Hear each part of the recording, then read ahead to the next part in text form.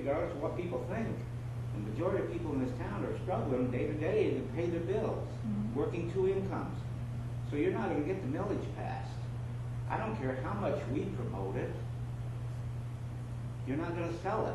I really don't believe it. I mean, if that's really what it's down to, the council decided they want a millage and you'll figure out how to get that passed. I don't see us making that happen. I don't think you're going to sell it to people, the majority of the people. I think most of them are convinced already that they can't afford it, and they think there's other methods to pay for it. And I think there's some other alternatives too. Not trying to second guess the council, but I really do. I really think the streets have been put on the back burner for so many years, and it's got to the point where it's going to cost us a small fortune to catch up and to keep up.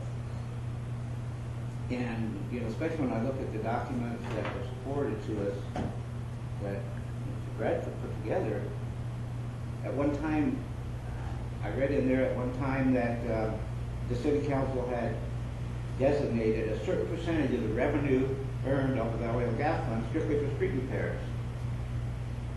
And what I read, none of that money ever went to street repairs, even though the council had decided to do that or agreed to do that. But that's not entirely accurate, and I'm going to go over that. Oh, okay. But that's what I just want to correct that because it's not accurate. Okay. So, but I will be happy to explain that when I go through it. Okay. But I just think that if there's any chance of finding some money to repair the streets and get them done, you're going to have to look at something besides a total millage for that function. I'm not saying the millage is out, but of the magnitude that you guys presented, it's not going to go.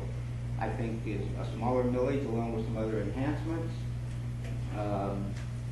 you know, out of the city's budget, out of the oil and gas, might have a better chance of getting any type of millage approved. That's my own personal opinion based on what people have told me and knowing people's financial situation.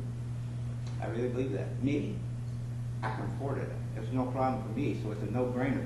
It's a no-brainer for the majority of us citizens on this committee because our streets don't need to be repaired. Our streets are the best in shape in town because they were the last ones done. So we don't have a hidden agenda that we're out trying to make sure our streets get fixed, because that's not an issue. Not Linda. Not mine. Well, I know. I said a majority. I didn't say everybody. I know where you've been.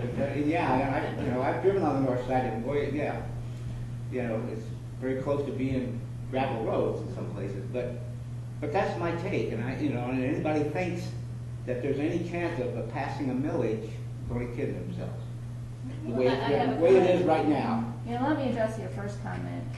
As far as the ad hoc and getting input from citizens, we realize, and that's why Jeff's here, and that's why our city engineer is here, is to help guide us along that way. But we're also looking for citizen input, to have some say into what roads are getting done, utilizing their expertise and road, the road asset management plan. So I just wanted to address that we don't expect even our own council members here, we know we don't have the expertise, but we want our citizens to have some input into how we proceed with the road repairs based on their expertise and what the asset management plan is. There's always political realities which intertwined with the experts' positions. There's always just the realities of the community. We know that we had to, for example, Joe, we know that we had to kind of disperse it into all the quadrants. Even though you could probably spend all the money in one quadrant, we know that in order to be any remotely palatable to the community, you had to disperse it. Well, that's not the way asset management works. Asset management could care less about dispersing. It's that specific attached. But there's those realities that we knew, and that's one of the areas that you all can assist greatly. Is very similar to what you said about the millage. It's just those realities and bringing those realities to the table for conversation. Even if we use part of the oil and gas money, that's just the short-term fix. Oh no, we can't use all of it. It's because it's just short-term. Even if you take $1 million out of the oil and gas, that's only for 1 or 2 years, and then what happens after that? The oil and gas money is depleted, and, you know, it cuts everything else out of our capital improvement for other things that the citizens would like. Well, I'm a little confused on all this stuff here, but, just like you're talking about, nobody really wants, or at least I don't, want to take all the oil and gas money out. Oh, right, I agree. What I'm looking for is a little bit. Of the to start of the earnings, something. not touch the principal. I mean, Yeah, I agree with that. I mean, yeah, okay. I Start agree. Yeah, something. I agree I with mean, that. not $1 million a year, but maybe 500,000, focused on a list of streets going down. We talked about streets here that we've got, we're gonna repair and everything else, and I saw some of the drawings you guys put together.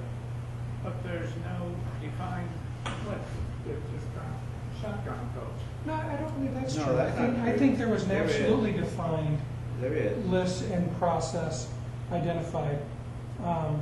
For the first 5 years, what we said was after 5 years, based upon the Pager data, it's almost impossible to predict what are the right options, the right fixes at the right time on the right streets after 5 years. But that first 3 to 5 years, I think we did a pretty solid job. I would think what we ought to do is then focus on the first 2 years and the third year instead of going all the way out to 5 years. It's a long ways out. You're right.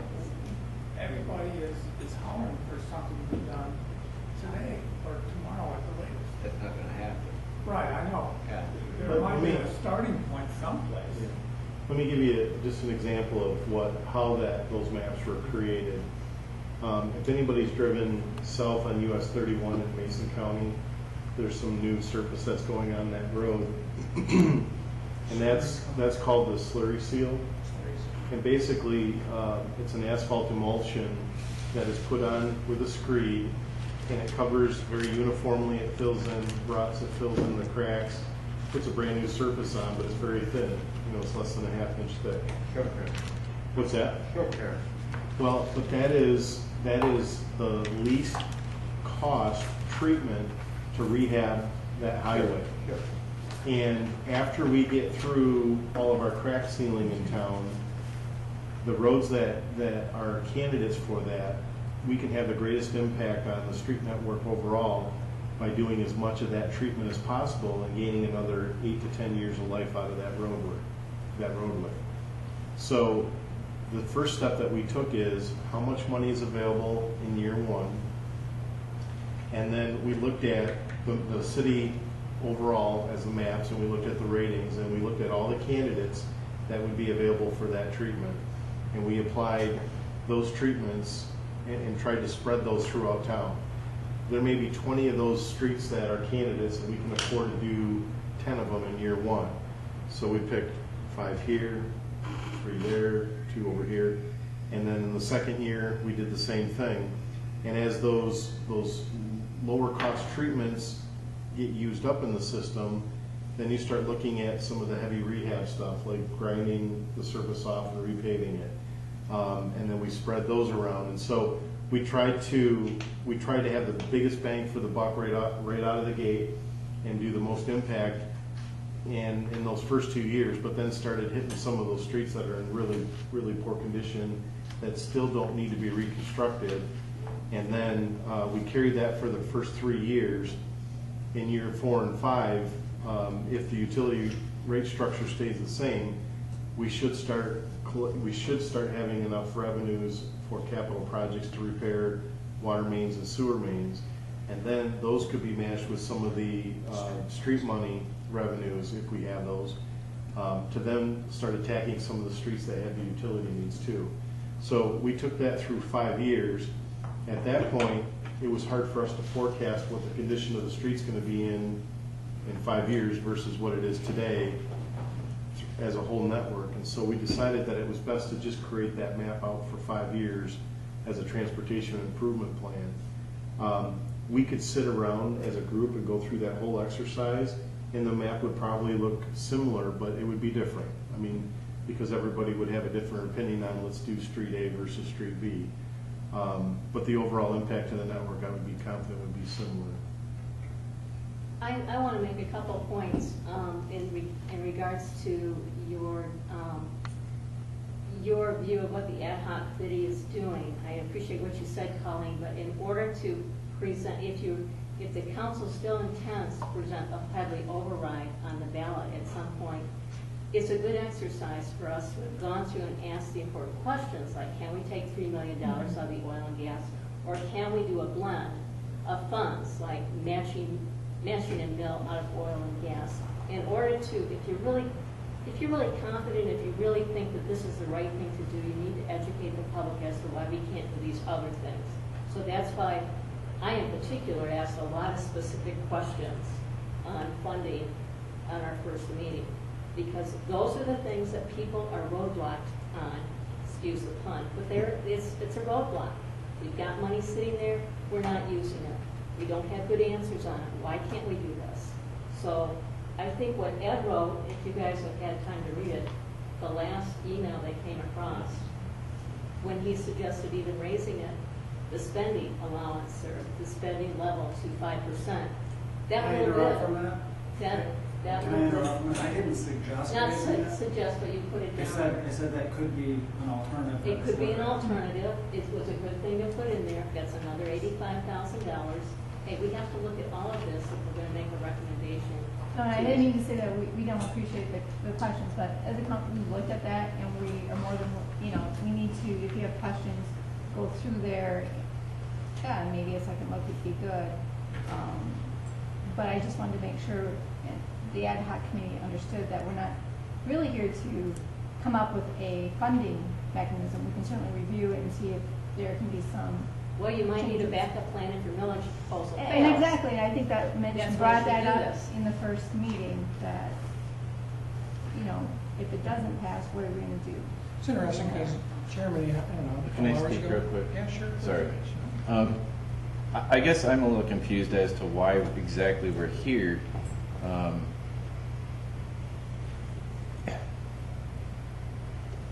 What happens if or when the millage proposal doesn't pass?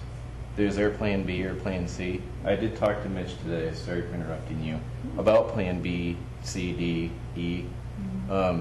If we're here solely to sell to the public why the millage should pass, I can't do that, because you're not going to get 90% of the retirees that are living on a fixed budget.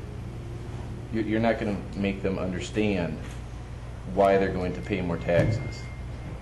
I guess one of my questions for the city would be, how many communities in Michigan are above the Headley Amendment? How many are above 20 mils? I don't think anyone is above 20 mils, because 20 mils is a max. Well, how many did a Headley override that passed? I don't know the answer to that Is question. that something that could be found out fairly easy? Across the state of Michigan? Yeah. I wouldn't think easily. I mean, I could put out a question on the listserv, but I won't get all 380 communities to. Yeah, no, respond I back. understand. I mean, But if we I could don't get think, an I don't average. think there's a, is there a website out there, Ed, that would, I don't think Treasury has that. I don't think there's like a database that you can go to. I don't think so. Well, I getting don't back know the to, answer to that question, but, so make sure I understand. The question you're asking is, how many communities have passed a Headley override for streets? I just want to make sure I understand what the question is. in general millage rates. I mean, Ed had a good graph last time that showed millage rates for specific communities like Petoskey and Grand Haven and Holland. Yep, yep. And we were one of the higher ones on there Yep. already. And the citizens are well aware that we're a little bit higher than most places. And you're collecting less in taxes. Well, again, though, the point I understand that, and I understand it takes revenue to do things, but my point last time, and I apologize, I got a little heated, but because I can afford a $100,000 house in Manistee, doesn't mean that I can afford a $200,000 house in Petoskey. You know what I'm saying? So, yeah, we are collecting less tax revenue, but people who live in Manistee can only afford so much. I'm not So- sure I understand that. Explain to me that analogy. Well, if you're paying, Petoskey's tax rate was 13 something, if I remember right. That was one of the ones that we referenced in the last meeting. And we're at 18 Yep. roughly. So, because they can afford a higher, they're paying more taxes with less mills because their houses are worth more, correct? They're paying more taxes because their millage, because their assessed taxable value of their homes is much higher, yes. Okay, So if so, it's a $100,000 home in Manistee, the question should be asked, what would that same $100,000 taxable value home in Manistee, what would that sell for in Petoskey? What would that sell for in Charlotte? If it takes $10 million to run the city, and you've got one city that's got double the taxable value, their millage rate should be half the other city. Assuming that all their services are the same, there's so Correct. many of those. And there's a million variables. Right. there, yeah, I agree with that, How much but does that millage for that community Well, absolutely right. generate? Petoskey's compared to millage was- What our 20 mills or whatever. Yeah, we Petoskey's generate was here. Yes, 400, exactly. it generated 400,000 per mill, something like that. Yeah. Ours is 183? 180, let's just use that as a generic 180, number. yeah. 180 for I mean, everyone's that's sake. really what it gets down to, the Yeah, dollar, exactly. not the millage.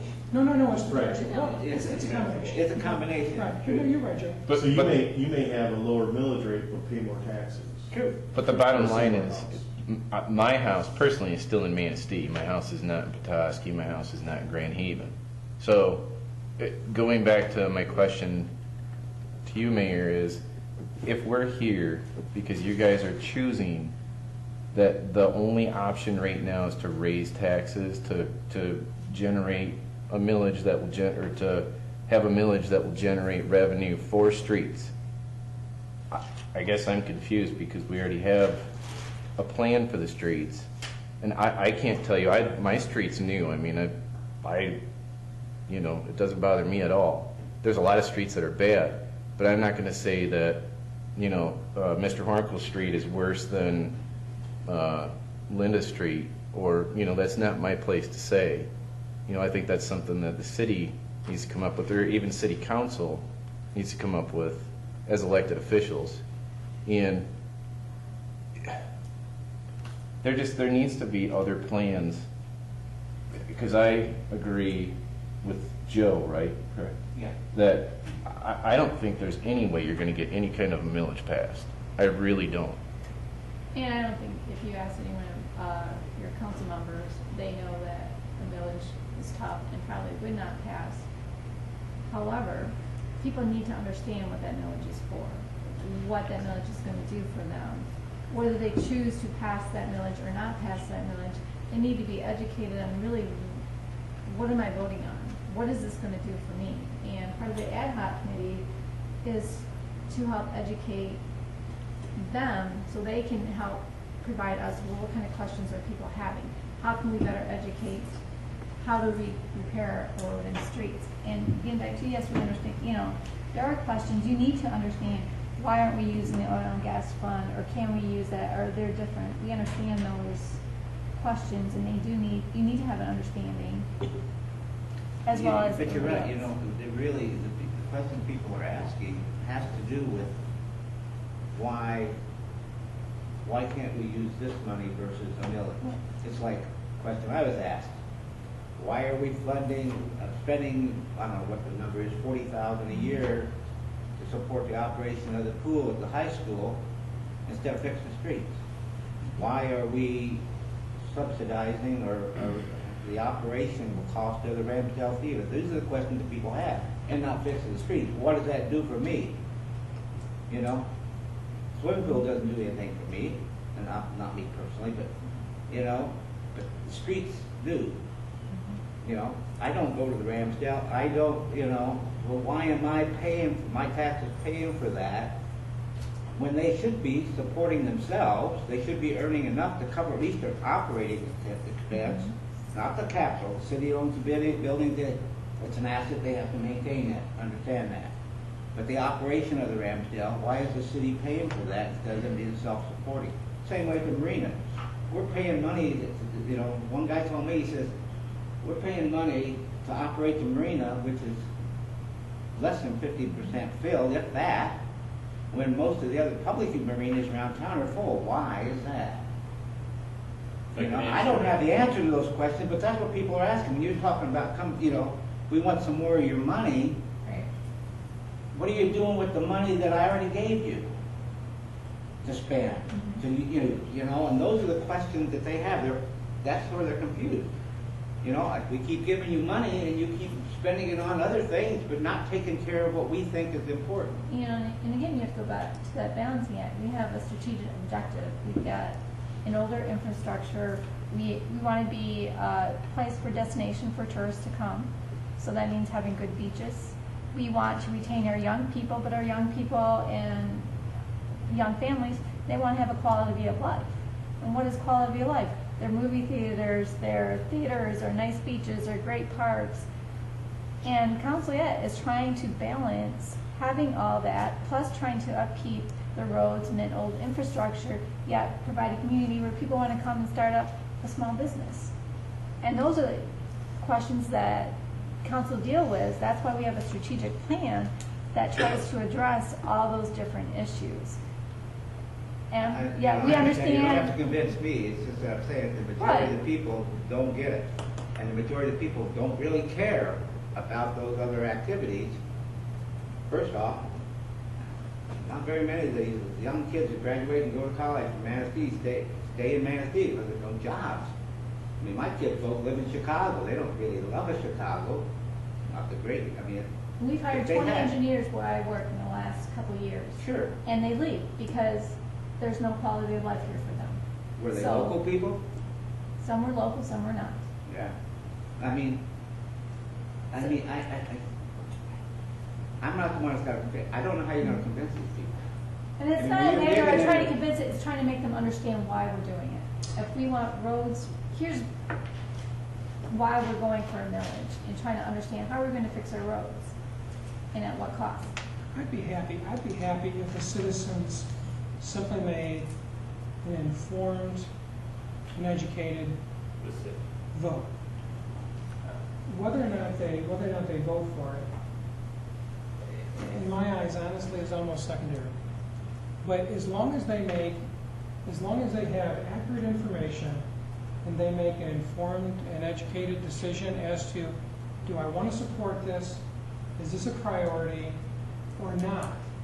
That to me is really where I see the role, is helping them make an informed and educated decision.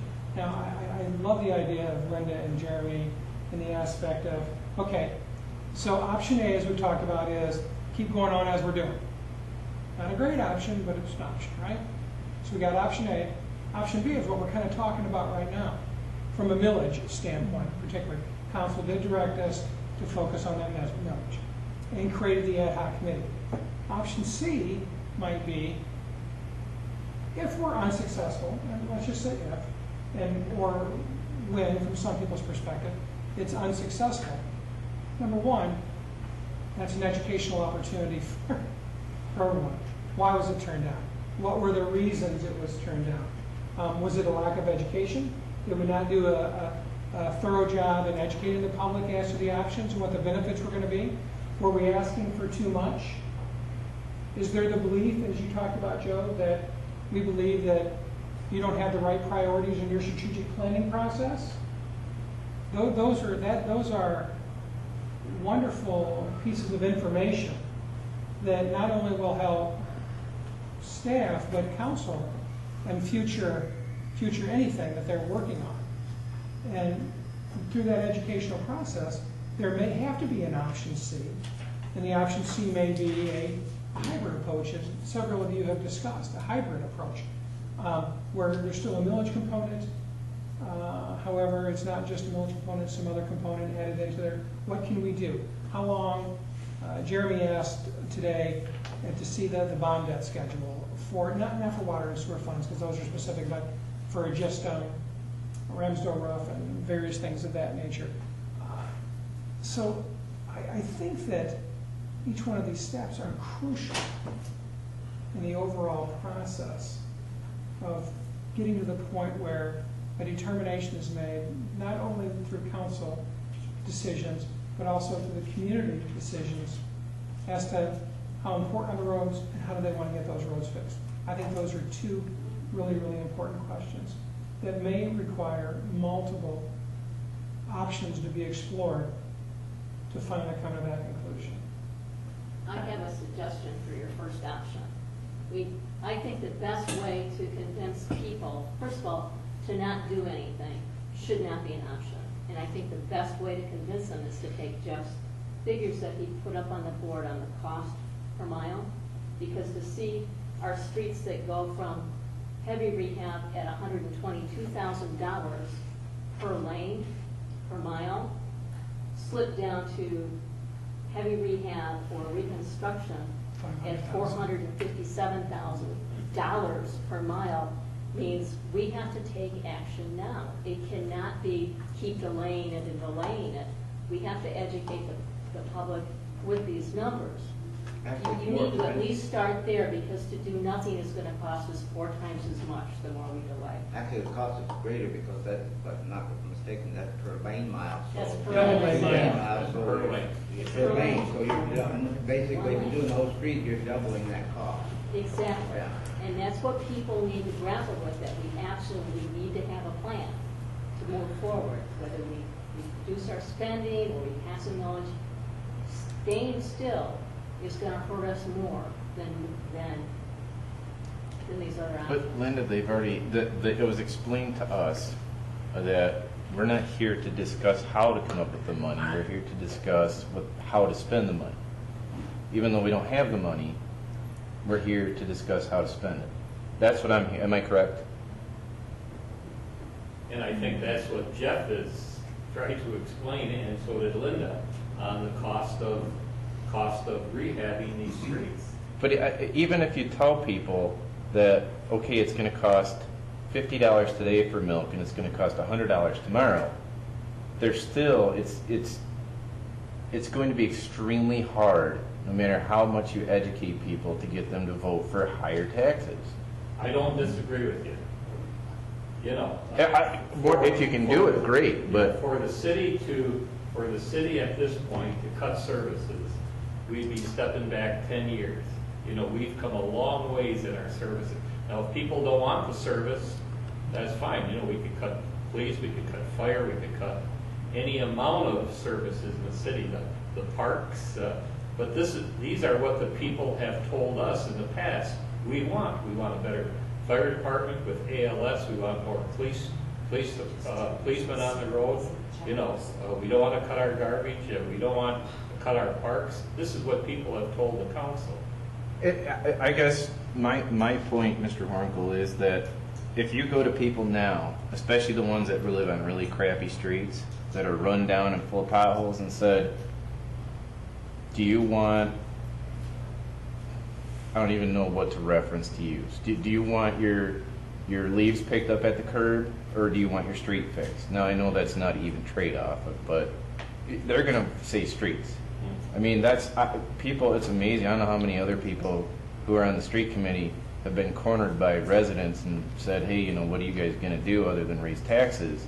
But people, I think that now things have changed a little bit to where people are willing to give up a little bit to get more. And not that I want to, I've never once have I ever said I want to cut police or fire or DPW employees or anything like that. There's a lot of other little things. Now, again, I understand, I respectfully understand that we're not here to look at where the money's going to come from. But there is ways, and if you went out to the public and said, hey, you know, Mr. Hornkle, would you rather have your leaves picked up at the curb or have a new street or have a sidewalk that you can actually ride your scooter down without tripping or falling?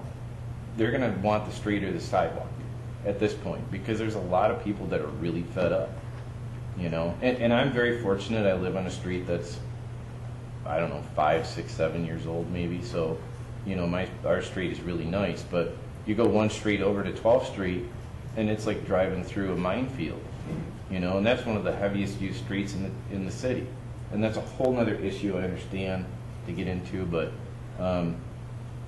there has to be other ways. There has to be, I talked with Mitch for probably an hour today about where money could possibly come from.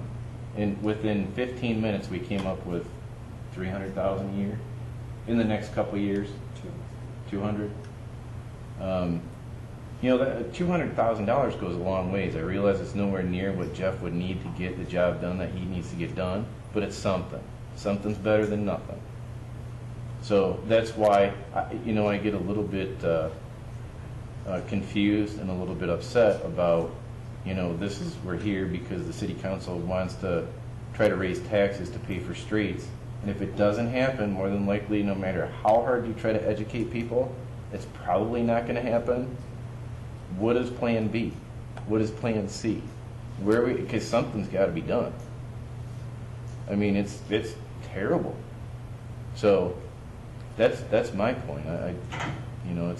I wish that we were here for more than just how are we going to sell to the citizens of Manistee why we're going to raise their taxes.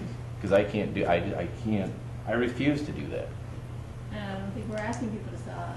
As Mitch pointed out, we're asking people to be educated about why we are in the spot that we are and what it's going to take just to maintain our roads. And it's going to be more than $200,000 a year.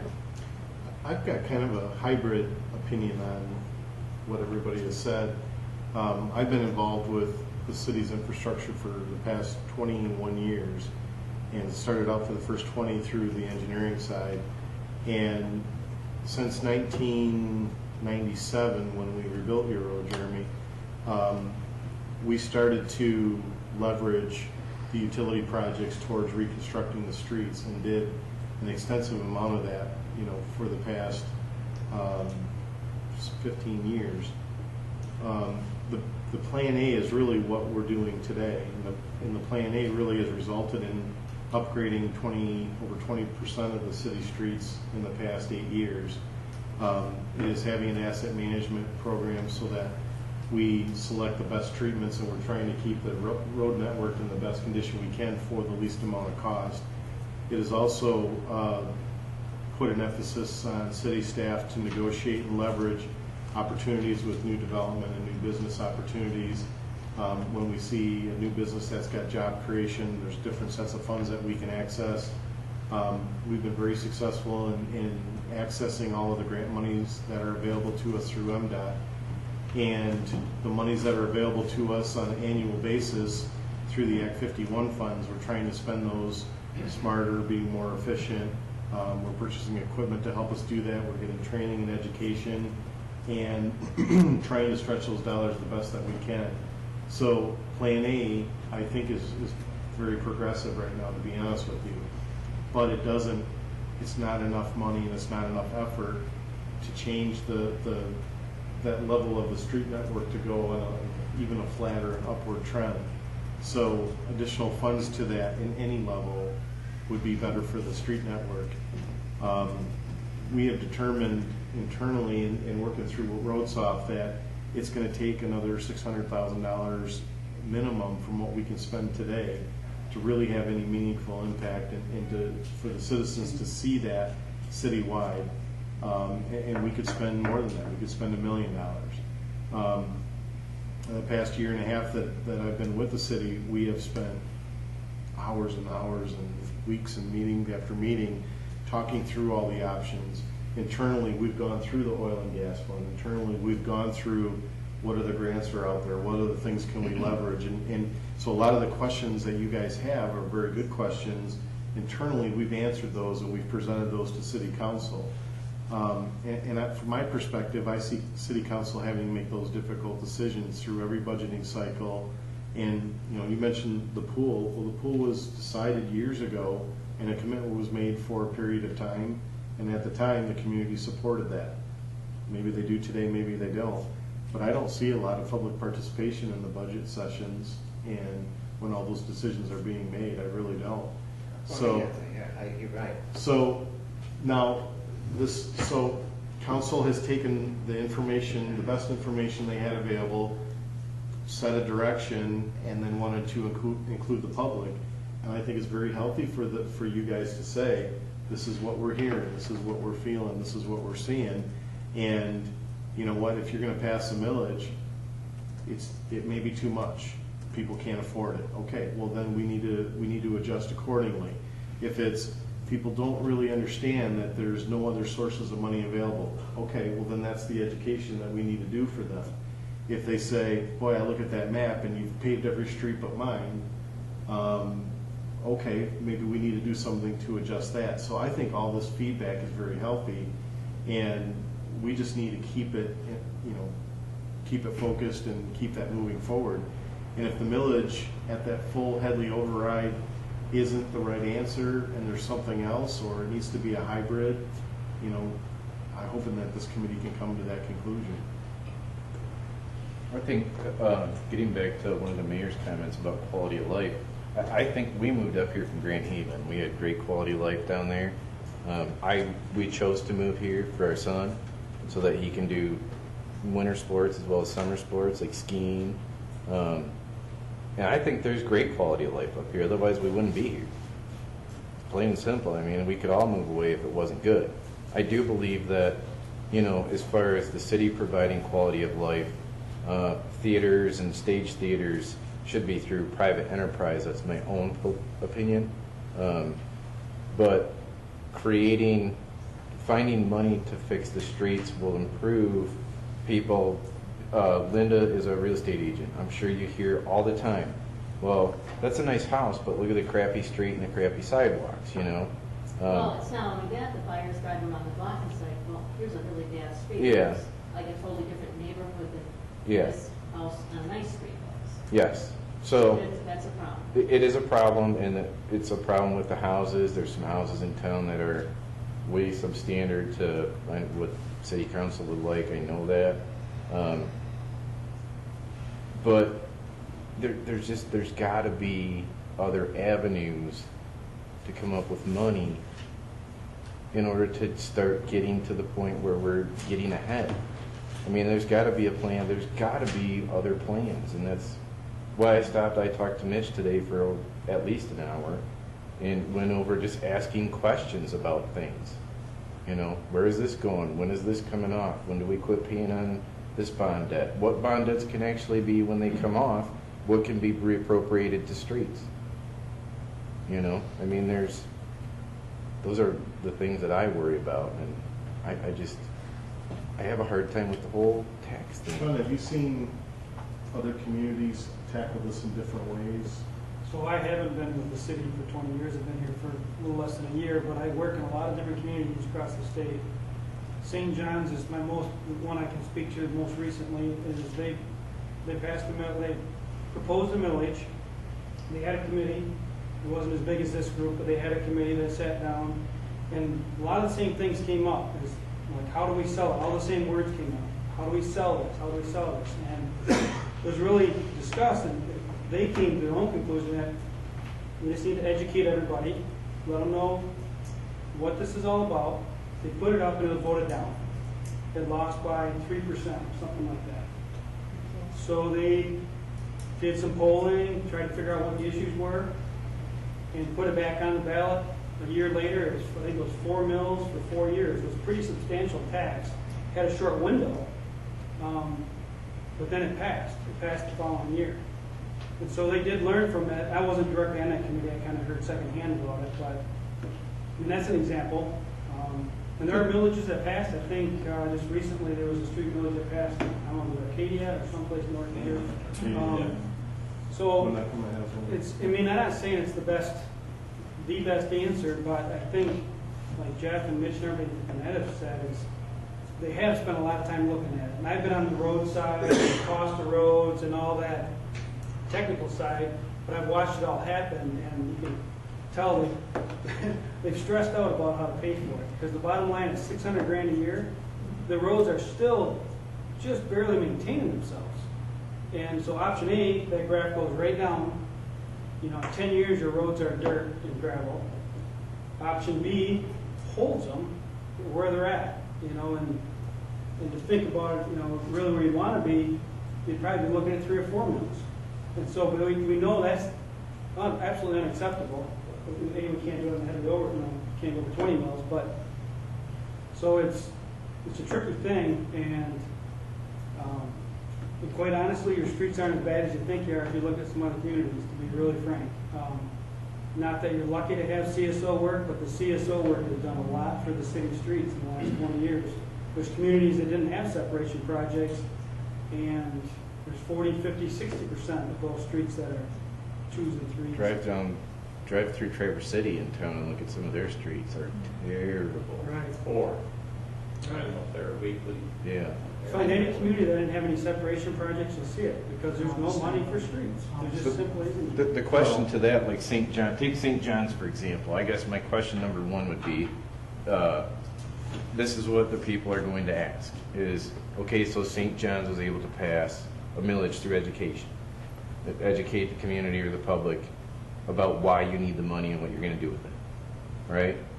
Their millage rate, what is their current millage rate? It's probably, quite a bit lower than ours to start with. How big of a change was it on the Yeah. existing village? Were they going ahead with override? I mean, those are big factors on whether it was. Yeah. And number two, do they have $10.5 million sitting in an investment fund that, that's not my money, that's not Mitch's money, that's the community's money. And that seems to be, I personally, I don't think we should take a bunch of money out of there because I don't think it's a good idea. The public, even very intelligent people, seem to think that, well, we'll just pull the $3 million out and use it on the streets. Well, it's not going to go very far, first of all. And second of all, but these are the questions that people are going to ask. And I don't want to keep playing devil's advocate on things, but not every community has that $10.5 million laying around. And what I talked with Mitch about earlier today too is like a school system. Our school system is broke. They get $1 million a year from the casino. Nobody else gets $1 million. A couple school systems do, but and they're still asking for more. And we're giving them, $40,000 a year for a pool that I don't use. And my kid, we live in the city. We pay our taxes to use a pool, and we still have to pay to use it. So those are the questions that people are going to ask. And there are also the questions like the Ramsdale. I don't think anybody in council voted the Ramsdale to come onto the city books, but 1940s. it's there, and we're dealing with it. The community put their own money, $3 million or more, into it, and I guess council as a whole does not see letting that building just go to waste after the community has put so much of their own money into it. It is an asset. It is being used, and yes, we would love to find other ways to fund that. Until we can find partners or an alternative, we're doing the best that we can with what we have. I think that goes right along with what Linda said. The cost of doing nothing is higher than the cost of doing some things today. And I don't think anybody will disagree with that. Yeah. Even if you show them the number, they'll agree. The problem I see it is you have a certain group of people that no matter how much you educate them, they're not going to vote for it. Those are the ones that are on fixed income. They can't afford it. And those are the people that vote. Right, and then you also have those that live in areas where the streets were redone over the years because of sewer separation, and their streets are in great shape, and they're probably going to remain that way for 20 years, no matter what is done, because they're residential streets that don't get a lot of traffic. How are you going to convince them? Especially a lot of those are on fixed income. Those are people that have lived here for years, they own their property in a nice neighborhood, but they're still on fixed income. I don't care how much you try to educate them, you're not going to convince most of them to vote for an increased millage. And then that would be their choice. I understand that. And But it I guess doesn't, to get back it to doesn't here. affect them, but no matter what, if it doesn't pass, it doesn't affect it. One They're of the pretty in great things shape. council really was adamant upon, as I recall, Mayor, please step down, was when they talked about and Councilmember Horncoat and Cody, when they talked about the millage and pushing this forward, moving this forward and having discussions, I had many councilmembers say, we need to let the public decide as to how we move this forward. I mean, I think you heard it multiple times. I heard it from multiple council members. We need to give the citizens the option as to whether or not, here's the plan that staff's presented. We understand the plan. It's time that we give citizens the option to move it forward. that was discussed, and that was a large part of moving this forward, was to give them the option to move it forward. I think if we at least try to educate the public, you know, to the best of our ability, we can't do anything more, you know, gotta give them the facts and the figures and what it's gonna cost. And I agree with you, then let the public decide, you know, whether it'll pass or not. You know, so for some reason, Manistee, and I don't understand this, maybe I never will. There are times when our little community thinks we're isolated and only we are facing these issues.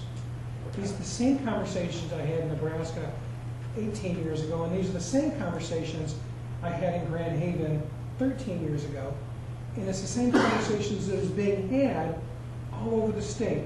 Every single day, there's another listserv question that is like, how you guys, what are you doing in the streets? I hear you guys are going out for a millage. What have you done so far? Where are you at from this? Ludington is just sitting there waiting. What have you guys done so far? Are you going to do this yet, Mitch? You guys done it yet? Can you send me your promotional materials down? There's just this perception at times. You came from Fremont prior to Manistee. Fremont's having the same conversations. Wonderful communities. Well, I wouldn't doubt that Oxford's having the same conversations. And we found that book that showed that Manistee had the same conversation 50 years ago. And the only point I'm trying to make is that at times we feel like They solved it 50 years ago. that's a good. I'm a Jerry. Absolutely. Yeah, I think they solved it on the short term. They did probably. But they didn't perpetuate it. We can't Absolutely. think of this. We can't think of this as we are this isolated and we're the only people that are dealing with this issue. That doesn't make resolving it any easier. But it is a nationwide problem that we have to solve on a nationwide scale. And getting back to Linda and your point, Jeremy, even though council said, I think we need to go for millage to raise the funds that we need to keep the roads up there at. But through the educational process, if you guys see something or identify something or have a question as why we can or can't do something, that's a positive thing. And we certainly are looking for that type of input through this process. Maybe there is an alternative that we hadn't thought about it, but I don't think there's anyone in council or staff that doesn't believe we're going to have some kind of millage to raise the funds that we need at a minimum. So Jeff was talking about the $600,000 without, and that's our first choice. I don't think council wants to get rid of the police department, or they want to get rid of the DPW or the fire department. So that was our first choice to look at that. And if the city residents determine that no, that's not how we're going to pay for the roads, then yes, we have to come back to the table and rethink. Okay, then what do we want to give up? What do we, I can remember a few years ago, we tried to downsize the fire department. I mean, we were near, there was a lot of bad words said about the council, the manager, staff, and we worked through it, but I think we have come 100% turnaround on the fire department now, and the people love it, and for us to go backwards now. I don't think anybody's suggesting we go backwards on those departments, but there are little bits and pieces out there that people look at that really, and use no other term, are essential to the city. Police is essential, fire is essential, Department of Public Works is essential, water and sewage is essential. Okay? There could be some debate about the park and to what extent, but then you have all these other little pieces, other areas that take a little bite out of the budget. And if you add up all those little bites, then it becomes a big bite. Oh, we've got appropriations, Right. And let's to move forward, based on time, one of the questions was, what about the oil and gas fund? As one area to look at, why can't we use some funds out of there, and what kind of impact would it have on the city long term? And I think I have a presentation. And one of the things that's Can I ask a real quick question? Based on what I heard here today and what I remember of the city council, basically the city council has already voted to present a millage proposal to the people, right? Wasn't No, that, sir. no, it wasn't, did not pass the, I thought Would never, We never. discussed it, and this was that's when this committee was, formed. Okay. We're looking at Yeah. an option to fund the roads is doing this millage and getting ad hoc to Okay. look at the education. The citizens made the roads an issue. Council made it a part of the strategic plan to solve this problem.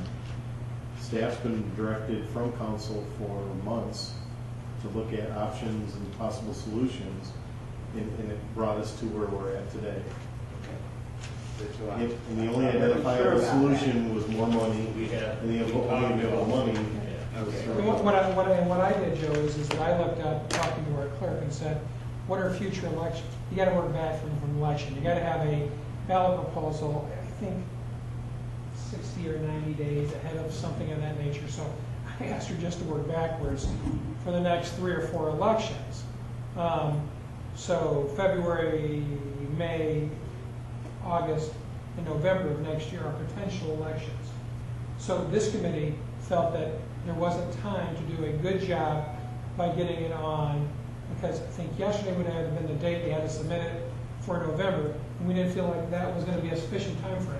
So the good thing about that is that provides some additional time for us to have meaningful dialogue and really think through if, number one, and what, number two, on those. You know, it was interesting, Dave, and I didn't, Eric, I So the mentioned. millage proposal that was put out there, that was presented, is an option the city council has.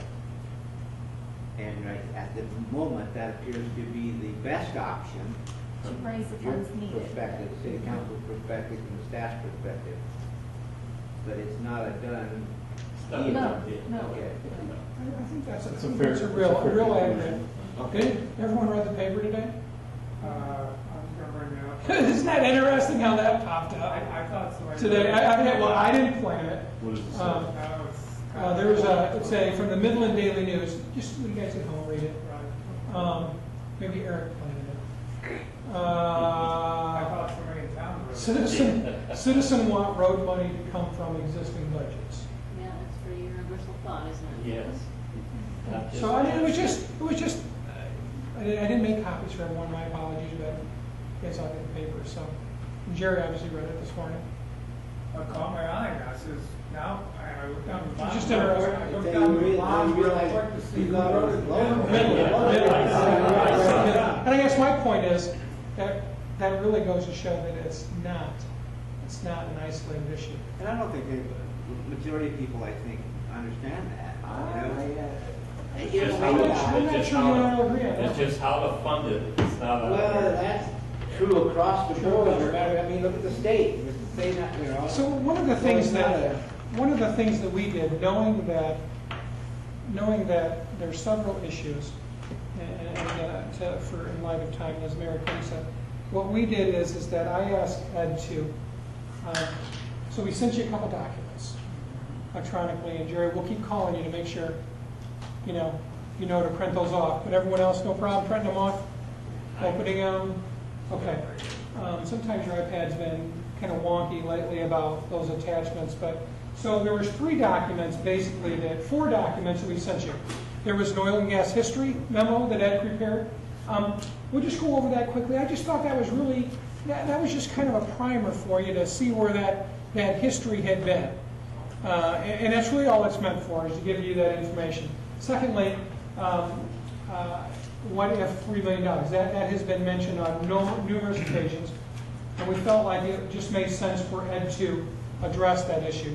The third document that we sent you was the oil and gas spending rule that was established by the Oil and Gas Investment Board, approved by council, correct, Mayor Kane? Yeah. Approved by council.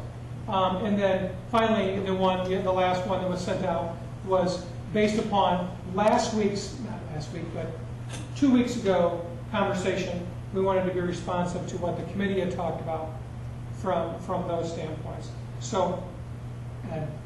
I think what's interesting on the oil and gas history, there's talk in the town that the council at a at a previous date passed a motion to use the excess money strictly for streets.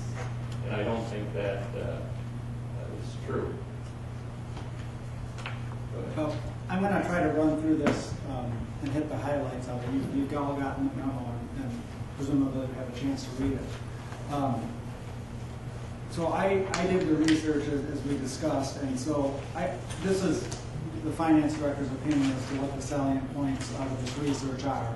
Others may have different opinions on that, but I'd like to just run through these and then actually go through the timeline and address a couple of the issues that came up in the earlier conversation, which I think would be beneficial for the general public and the audience to hear as well. So, council has been consistent since the late 70s that the oil and gas principle, which is the accumulated royalties and the things to be preserved for future generations. Almost 35 years that's been the direction of council and the community. I think that's a pretty long track record. The voters, and that was done by council, but then in 1992 the voters ratified that by having a charter amendment, and it passed. I had Michelle dig this out. Actually, I had Manistee Historical Museum dig this out, because Michelle's records don't go back that far, and they were able to produce that pretty quickly. That is one of the agencies that we happen to fund, which is kind of ironic. But in any event, it was passed 82 to 18. 82% of the population thought, yep, we want to protect that money for future generations. City Council, and I think this is a very important point, has pledged the earnings of the oil and gas fund as additional security for water and sewer revenue bonds starting in 1987. And that was a wastewater treatment plant project. That pledge has been repeated in all subsequent revenue bond issues and is currently in effect. We'll talk a little bit more about that, but that's a very important point. The vast majority of the oil and gas fund earnings have been transferred to the water and sewer fund. The total since '84 is just over $6.1 million. And that's because of those pledges that are in effect. Council approved allocating any investment income over $300,000 per year to the street improvement fund in the 1988-89 budget. This practice was discontinued in the 1999-2000 budget. Total amount allocated over this period appears to be around $125,000. So that answers one of the questions that has been out there and floated, is that when did council change the purpose of the oil and gas fund? Well, first point is the purpose of the oil and gas fund has never been exclusively for streets. How do you know that? Just keep going. Because of the research that I've done, this is what this shows. The purpose of the oil and gas fund through the budgetary was that they were going to take anything over the $300,000 and put it towards the streets. And that was done through councils that probably nobody here was sitting on and none of the administration was here. And it was done for a period of time. The point is, in those time frames, the oil and gas fund was invested in CDs and was probably had corpus of $5.5 to $6 million. Well, you weren't getting 7, 8, 9, 10% CDs. So the oil and gas fund wasn't earning much over $300,000. So that's why there was very little that was actually transferred to the street improvement fund. Was there any language in the 99-2000 budget document? And that would have been a year and a half before you got here and a year before I did, or 2 years. Was there any language in that budget, the narratives, that would have been City Manager Bypass's budget? In the early years when that process went into effect, there was, but I didn't notice language in the later budgets. I just noticed that it had gone away. And So again, I those- didn't read every page of those budgets. I didn't I understand. understand. There didn't appear to be a narrative explaining. I didn't see a rationale as to why that went away. I believe it had to deal with the CSO projects, because that was when the $300,000 was put into the water and sewer fund, and the rationale was that there were new streets being built by those projects, and I believe that's when that shift occurred, was in that period. That's kind of what I got out of all this. The street fund was really shifted to the water and sewer because CSO projects. When did we start the heavy CSO work? 97. 1982. Well, 97 was the last big round. Yeah, 82 is when it started. Right. Kosciuszko. But these transfers have been going on since 1984.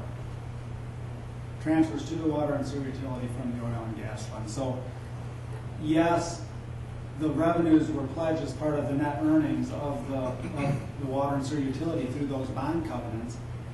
Where this 300,000, where earnings over 300,000, where that number came from, I can't say because it wasn't clear. I think that was a decision that council and staff made at that time and said, look, 300,000 is enough to support the water and sewer utility, and you think anything over that at this point in time should go to the streets. As you can see, it didn't amount to very much.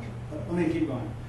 Council approved establishing a capital improvement program in the 2005-2006 budget funded primarily by oil and gas investment earnings. Total transfers since establishment are just over $2.4 million.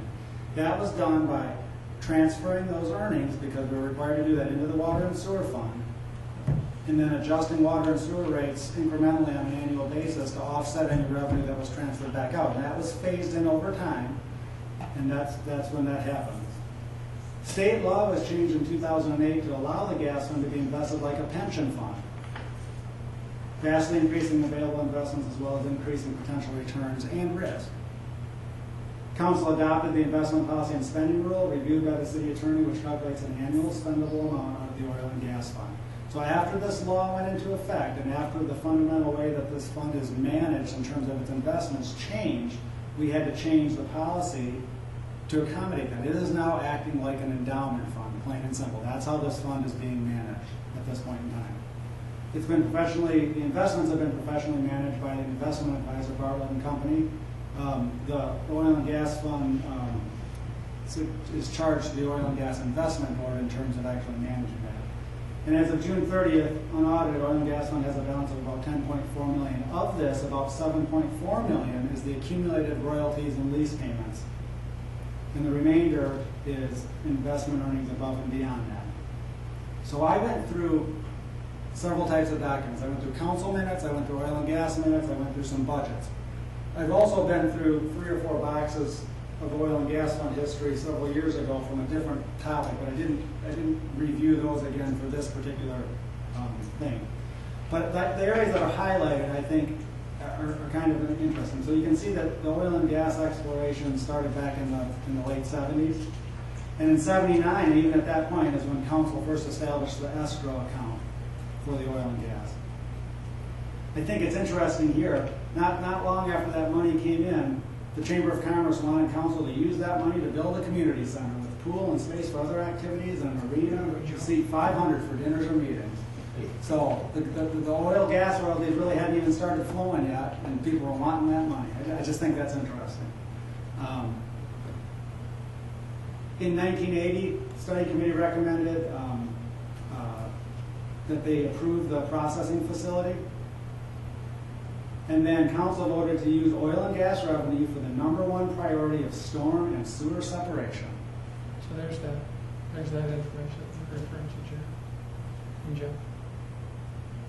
In 81, they directed the attorney to draft an ordinance putting oil and gas trust fund in a trust fund and only using the interest.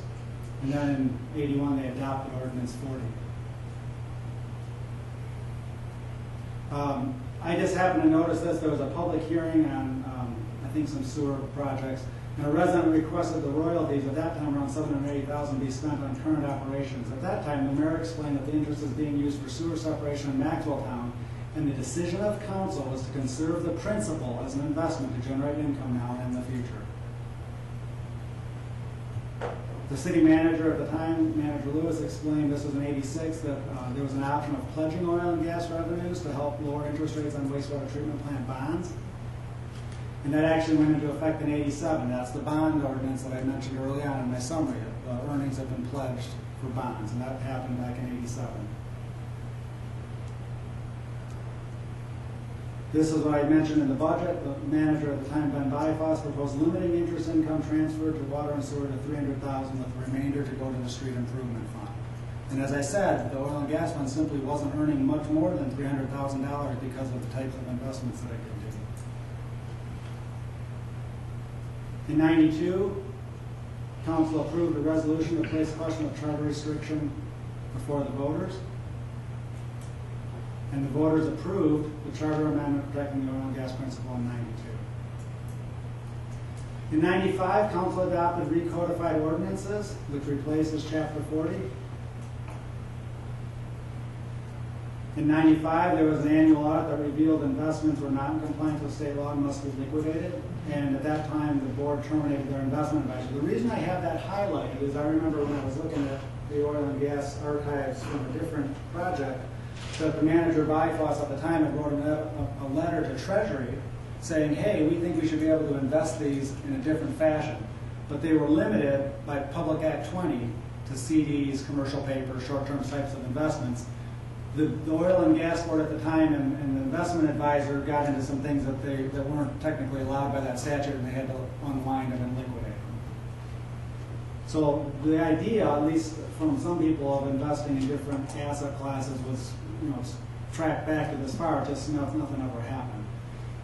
Here, when going through budgets, even though manager Byfaw said that we want to do anything over $300,000, because of the earnings, there was minimal earnings budgeted for transfer to street improvement fund, no excess earnings budgeted, no excess earnings budgeted. No excess earnings budgeted. It appears the prior policy has been discontinued, but again, I didn't see anything specifically that said it, but by the fact that the council adopts the budget, that's their policy resolution, they obviously were endorsing that. Does that sound, Ed, you'd have been involved in all those sewer separation projects. Yes. Is that ringing true to you, that all everything that, all the, Well, I remember the 300,000 was the amount that was going to be dedicated, and then the earnings were dropping so close to that 300,000 that we were getting nervous. And I don't know if you've got the history, it maybe even went less than that 300. It has gone less than It has less. 300,000. But I mean, in that 99, 2001 area. Yeah, without actually reviewing those or having them in front of me. In 2005 and 6, there was a lot of discussion of how does the city pay for other desired capital projects. Because there wasn't funding for that. And that could include streets, but things that, as the mayor mentioned, quality of life and other types of things. There just really wasn't a lot of money for capital projects. So the budget recommended funding capital improvement fund with oil and gas revenues and phasing out the water and sewer transfer over several years. In practice, that money still goes into the water and sewer fund, but then it comes right back out because it's been offset by user fees.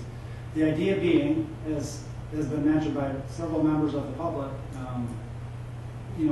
enterprise funds should be self-supporting, and so that's what we've tried to do here with the water and sewer fund.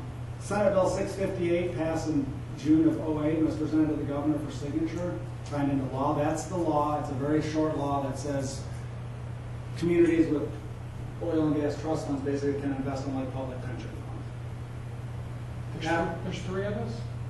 Us, Traverse City, and maybe Kalkaska. Kingsley. That I'm aware of. Which makes sense, that's in the oil and gas producing area of Michigan. In 2009, we selected our investment advisor. Later in 2009, the city attorney delivered an opinion on the spending rule and the charter. And here we recommended some changes to the investment policy and spending rule, including lowering the spendable amount and to change the asset allocation. That was done in 2013. The original investment policy and spending rule had a 4.5% withdrawal rate, which is very common among endowment funds. It's actually, it was actually kind of conservative. Some endowment funds were as high as 5%. Based on the projected investment environment moving forward, it was the board's recommendation to lower that to 4%. And that happened in 2013. And the reason for doing that was to make sure that this fund was sustainable and provided an equitable distribution of benefits to current generations and to future generations. And that's a notion in the endowment world that's called intergenerational equity. Shouldn't be spending too much today because that robs from the future. Likewise, you shouldn't be spending too little today because that robs from the current generation. You need to strike that balance. And that's what the spending policy tries to address. The other piece that's critical about that is your asset allocation. How are those assets invested? If all my assets are invested in bonds that are yielding 3.5%, I can't spend at 4.5%. So I've got to have some equities in that mix and that asset allocation that give me a rate of return that's not only going to fund my annual with disbursement, but is also going to preserve the purchasing power. So I not only need to earn the same amount that I'm spending, but I need to offset inflation and hopefully grow the fund a little bit. So what is the spending rule right now, 4.5% or 4%? It's 4%. 4%. Yeah, 4%. That's throwing those numbers back and forth. Okay. 4% of the earning? It's 4%, let me pull that up. Got that policy right there for you. You can read it. So the spending rule is,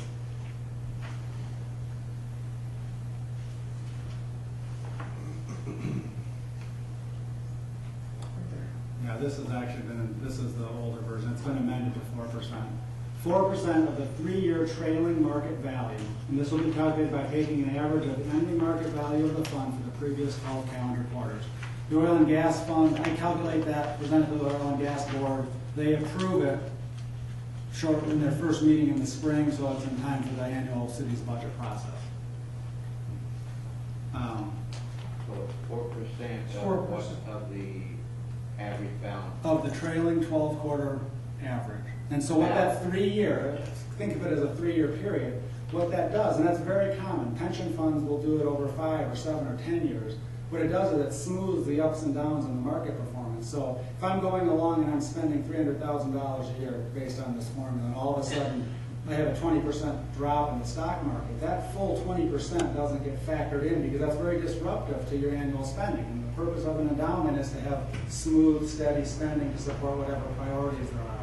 So that smoothing, even though it's a 3-year period, helps to do that, the averaging effect, to buffer the ups and downs in the market. There's still a portion of that total balance that is protected under target. There is, and we'll get into that in the next memo. So the second memo that I provided was what happens if you take $3 million out of the oil and gas fund? And the question, it begs the question, well, how can we take $3 million out of the oil and gas fund? According to what the voters approved, the amount that's, quote, protected is the accumulated royalties and lease payments. Call it $7.5 million for round numbers. That absolutely was the intent of the voters, and when you're investing in CDs, and when we're investing in demand deposit accounts that just pay interest and have no market risk whatsoever, so there's no fluctuation in their value, that was really easy to manage. Because I know I'm going to earn X dollars of interest, and I can send it out and pay it, and I've never touched the principal. When the state changed the law is very specific that says, notwithstanding any charter provisions to the contrary, you can invest your fund like this, blah, blah, blah, blah, blah. That implies a couple of things. What it implies is it accounts for volatility in your investments up and down. We have had extraordinary timing in putting this fund into the market, starting in 2009. And that's the reason that our fund is now $3 to $3.5 million above, or $3 million above, where the principal value is because since 2009 we've had a bull market. The markets have gone up and up and up and up and up and up. That won't continue. That absolutely will not continue, and there will be drops in that. So the point of this memo is to kind of look at what would the impacts be of taking out $3 million, but it goes further than that. What we talked about here, just a couple highlights here. So the bull market has allowed the trust fund to increase from approximately 7.15 to 10.4 today. In addition, pursuant to the spending rule, since the time we started doing that, it's provided about $2.3 million in funding over that time period. So the total of the annual withdrawals. So the 7.5 million you're talking about, that was established in, it sounds like 2008? No, that grows every year because we're still getting about $100,000 a year in royalty It's payments. growing. That is growing by about $100,000 a year. That's been pretty steady over the last 2 to 3 years. Okay. And I can show you a graph, and I will in a little bit here, that shows how that comes in. What I tried to make clear in this memo is that clearly markets don't go up indefinitely. There's bull markets and there's bear markets. Since implementing our new investment strategy, we've never experienced a significant market downturn. So at the April 25th meeting, myself and our investment consultant provided to the Oil and Gas Board an analysis of what the impact on the spendable amount would be under the 4 hypothetical market situations. And the scenarios that we reviewed were not intended to be all-inclusive, but would cover about 80 to 90% of the typical types of events seen in different economic scenarios. And so I summarized that here. From my opinion and my perspective, the takeaway is that the reasonable spending percentage, the asset allocation that has been established by the board, the 12-quarter smoothing effect, and particularly the excellent portfolio performance over the last 5 years have set up the community to enjoy a stable source of income for years to come. So what we did is we looked at 4 different scenarios. Scenario 1 is average GDP growth and moderate to good capital market returns, continued prosperity, basically. Second option is below average growth, but still growing, and sluggish capital market returns, which I think you could say we're having below average GDP growth, but we're having good capital market returns, so that what we're experiencing is somewhere in between these two. Another scenario would be a moderate recession, a stock market decline, but you'd have improved bond returns in that scenario. And finally, we looked at a sharp recession with a deep stock market decline and slightly improved bond returns. And what this shows is, if you look out 5 years, the spendable amount in scenario 1 increases each year. In this moderate growth environment, it increases, but not quite as much. In a moderate recession, it stays, it grows, and then it drops off a little bit and stays flat. And the reason it grows just a little bit here is because of that smoothing effect. And in a sharp recession, it actually grows for a couple of years and then drops off, but it's still above that 300,000. And even at this level here, it's still enough to meet our current obligations that are being funded by that. The point of this analysis was to try to look at what our exposure was in different market scenarios. And again, I can't reiterate the importance of this. Because of the fact that we've had that extraordinary market run-up for the 3 years and our timing was such, that is a once-in-a-lifetime opportunity to protect this fund for future generations. It's almost, I don't want to say bulletproof because anything can happen. We could have another 2008. But it really has set this up where, absent something catastrophically bad, this fund is going to generate smooth investment returns and spending allocations for years to come. Now, this analysis assumes that we're not withdrawing any of those earnings that we've made in this extraordinary market. If we wanted to take $3 million out to, say, fund street repairs or something else, we can kind of model what that'll do. It requires a lot of assumptions, and so it's not a simple analysis. We have to simplify this down to make it work. If you did that, yes, ma'am. That 4,837,000 should really be 4,838,000. Not in this memo. It must be a rounding problem. If it's off 1,000, it's probably a rounding problem. So after 25 years, if we did this, based on, a 25-year window, you have to make some assumptions. But the oil and gas fund would have $16 million in it, with no withdrawal of $3 million and typical returns and using the spending rule. If we withdrew 3,000, the ending value, or $3 million, the ending value would be 11.3 million. The difference is 4.8 million. Now, keep in mind, we've used $3 million today. So even though it's 4.8 million more, 3 million of that was used today. So there's a benefit immediately tangible today by using 3 million. But after 25 years, the fund is this much less. And clearly that's a result of that $3 million not going to work and being invested over that 25 years. The aggregate amount available under the spending rule would be less each year, and the total amount available would be 3.72 million less. So in year 1, by taking that out, you'd have $40,000 less. Year 5, et cetera, et cetera, et cetera, et cetera. This is pretty significant. You're out, in today's dollars, between years 20 and 25, everything else equal, that's roughly the equivalent of $1 million. So you would be reducing the annual amount that would be available pursuant to the current spending rule by these amounts in these different years. And then that would be the total amount. And I think the most important thing is if you took that $3 million out today and basically left the fund sitting at its protected principal amount, the risk of that fund becoming an underwater endowment where the value is less than the accumulated royalties increases dramatically. And in fact, I would say it would absolutely happen in my opinion. That makes the managing of it different and more difficult potentially, because then, now you've got a fund, let's say that it was at $7.5 million and it goes down by $1 million, so it's at $6.5. Now it's an underwater endowment. And you've got some different areas that you've got to manage, and you probably have to get some legal. I think the state law allows us to run it that way, but it's a little bit more tenuous. So I think the takeaway of this analysis is this. when you take money today to spend it, you're using it on today's generation at the expense of future generations. And the question that council has to ask themselves in the community is, what's the right mix of that?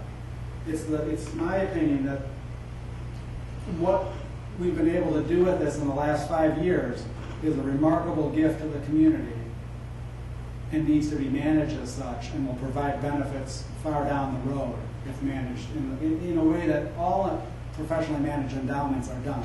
Harvard University doesn't take out $6 million in excess of they have a multi-billion-dollar endowment. They're not violating their spending rule without good reason, and there's a reason for that. Now, we're not a university, but we're managing it the same way.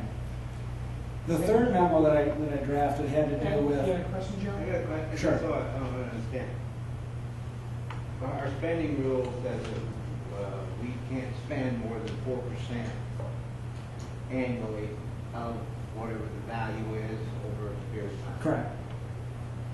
If we earn more than 4%, so you got excess earnings from what you spend, what happens, where does that money, where does it fit in? It's in the account and it's being reinvested and earning more for tomorrow and more for tomorrow and Okay, more but for it doesn't tomorrow. become part of the protected It amount. does not become part of the accumulated royalties. No, Okay. it's not part of that. It's not part of that. It's the difference between the 7.5 and the 10.4 million. Right. That's what it really is. That's. Okay. So the third scenario asks us to look at a couple of different things in terms of how we could fund streets. So what this memo tried to do is look at using $3 million on local streets in year one, or the impact of using $1 million of tax coupled with the equivalent of $1 million of other funding. And for simplicity, I said this is basically the same as the Headley override proposal for local streets. I think the more important point is what the impact would be on the oil and gas or capital improvement or general funds, which is the most likely sources of that additional revenue. So the first option would require either bonding or withdrawing $3 million from the oil and gas fund. And I just went over the memo that talked about what that withdrawing $3 million would mean. The scenarios below assume that the withdrawal of the chosen course of action. The second option would be to use the equivalent of 2 mills, $360,000 of actual funding from a variety of sources. And as I said, it's essentially the same for discussion purposes as the Headley option, except a little bit less work would be done and the roads would be in worse shape because it's less money. So if you run this through RoadSoft, understanding the limitations that it has, if we do nothing after 10 years, we're going to, on local streets only, we'll have 0% good roads, 8% fair roads, and 92% poor roads. That's what the model spits out. If we do the Headley override and raise $400,000 for local streets, you'd have 28% good, 16% fair, and 56% poor. And the total that would be spent here over 10 years is, I think the model showed 4.132, so it's a little bit more than 400,000 per Can you year. say that one more time? Local Sure. streets. Local streets. We're not talking about the major streets. This is The only major focusing streets. on the local. Because that was the question that was asked. Things like that. at the I last just meeting. wanted to make sure that everyone heard Thank you. that. Yeah. If we withdrew $3 million and applied it in year one to local streets and then spent $5,000 a year after that crack sealing, after 10 years you'd have 2% in good shape, 35% in fair shape, and 63% in poor shape. And that's simply the difference between, you know, an additional $1 million being spent over that time frame. A little bit more exploration of the hybrid option. You know, council makes through their budget, that's their policy document that determines the spending priorities. In the capital improvement fund budget, which is funded by that annual transfer pursuant to the spending rule out of the oil and gas fund, council has obligated some of those dollars. And I'd like to show you what that money is obligated for.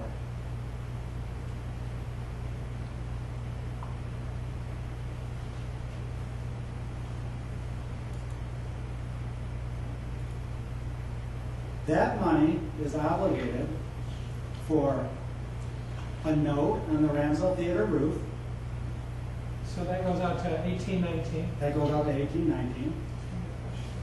A note on the Ramsdale Theater HVAC, that's the last one. And that goes out, it goes to page 2 actually. We can come back to when that goes out to. That's $109,000 a year. So between the 109 and the 70, that's roughly 180,000. It's a mill, basically. It's basically a mill that has gone into the Ramsdell Theater to fix a leaking and rotting roof and infrastructure on the roof, and to replace a boiler system that almost burnt the building down. That's the choice that council made to do that. But it's also funding $70,000 a year for First Street. So some of this money already is going towards streets, which I don't think the public has a good understanding of, and I want to make sure this committee understands. First Street itself is only partially paid for by the sewer separation project. There needed to be additional funds, and council put money towards that. It's a portion of that bond. And then it's also serving as a backstop to the municipal marina to the extent needed, up to $40,000 a year to pay for the debt obligations that the marina has. So that's a total of about $290,000. The excess here is, in this year, was about $55,000. And that was prioritized by council to be spent on these items in the recently adopted budget. Now, this line here is the important one. What were the estimated future annual available funds based on some very conservative assumptions? I think these numbers are likely to be higher, but they're based on conservative moving forward. So next year, we still have these 4 obligations. Unless the marina has a really good year and we don't have to pay that much. So there's approximately $50,000 that could be put towards streets or other spending priorities that council had. So here's a piece of the funding equation, and that's what I mentioned in my memo. Now, I do want to point out, for full disclosure, this assumes that we leave an ending cash balance here every year for emergencies or other, it's a fund balance there. So if you leave that roughly flat there, so you've got $50,000 going out for 3 years, and then in the 4th year it jumps to $90,000. Well, why does it jump to $90,000? Because my roof note, I only have, because it's a 6-month payment, I only have 1 6-month payment on the roof there. Then it jumps to $120,000 roughly out in year 5, and it continues to be $120,000 going out. If we look on this next page here. Continues out for a number of years at 120, and then it jumps to 210,000. What year is that at 210? 2028, 2029. And the question is why? Again, well, because we have a note that drops off here for the roof for half of your payment, and the notes on the marina are paid for. And then it goes up even more than that because the Ramsdell note drops off, but we're still paying for First Street. So that extra money that's unobligated right now, on an annual basis, if council prioritized it, could be used for streets, if that's what council chose to do. And so getting back to the memo,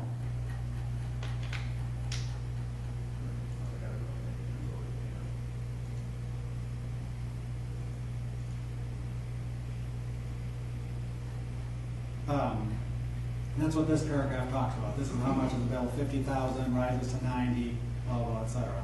And I put a star by here and I footnoted this, and I said, the amount would increase if the spending rule were adjusted upward. And 1% increase in the spending rule would result in about 85,000 additional revenue in year 1. Any proposed change in the spending rule would have to be approved both by the Oil and Gas Board and City Council. And that's when Linda said, when I said I suggested it, I didn't suggest it, I'm just pointing out that could be a policy decision that was made by council. And that would require discussion and that sort of thing. But that potentially could be part of the funding mix. 5% probably isn't sustainable. We would want to either adjust the asset allocation. It's probably not fair to future generations based on typical endowment accounting based on the asset allocation that we currently have. But the Oil and Gas Board isn't comfortable with taking on an extraordinary, they don't want to be 85% in stocks. And I don't think the community wants the Oil and Gas Fund to be 85% in stocks. But in order to get returns that are going to fund that amount plus preserve the purchasing power, you have to have an asset allocation that lets you do that. So that was why I footnoted that, so you can see what that looked like. Quick question, that Sure. 40,000 for the marina, that's strictly to pay off a note or a loan that the marina had to take out to pay the excess for The marina has 2 loans. It's got a bank loan and it's got an internal loan. Okay. That has nothing to do with the operating expense of the marina? No. It's just a... Well, I've got to fund operations at the marina, Right. and I've got to fund the debt. So all that money, if I'm 40 grand short at the end, I've got to pay my debt. That's where that comes from. So that 40,000 may not necessarily be going strictly to the loans. The marina would not be able to pay its loans and operate without that $40,000. And I try to bring it in as close to zero net as I can. Does that help with that? That's Yeah. So as I said, the 50,000 that would be available next year roughly is about 130,000 short of the amount needed if you're looking to try to make up 1 mil of the hybrid. So that would have to be made up through increased revenues or decreased spending in other areas. Ed, is it fair to say also that you're assuming that over time, that our taxable value rate is not going to increase also? I mean, if our taxable value of our entire community, the overall taxable value increases, I think, I'm talking to the, what am I going to say, because... If GM dropped a stamping plant in town, we wouldn't be having these conversations. Well, I'm not even that. If we're going to go with 1.5%, 2%, 2.5% a year, if we have actually, as some think, we've reached that bottom, we're going to start crawling up. Each year, that overall taxable value is going to increase. Every time that taxable value increases community-wide, that's going to generate a larger dollar amount towards it. That's the only point I was making. There's a lot of If the valuation drops. Same as, well, that's what we've been in the last 5 years. So let me keep going, because we got no focus. As valuation goes up, chances are cost of the material for the projects are That's probably true too, Jerry. I mean, every year we know that it's going to cost more, so that's probably kind of an offset. Probably a wash. If we were to increase the oil and gas spending rule by 1%, the impact over the 25-year horizon compared to the 4% would be about, and this is the email I sent, this is a typo here. This number should be this number, I just didn't change it in the memo. But at a 4% spending rule, the value of the oil and gas trust fund after 25 years would be this. And at a 5% spending rule, it would be that, which is the difference of this 3.67 million, okay? So that's the value of not reinvesting those monies and using them for some type of spending. The amount available under the higher spending rule would be $1,313,000 in aggregate. Okay, so the total at 1% over that 25 years is 1.3 million.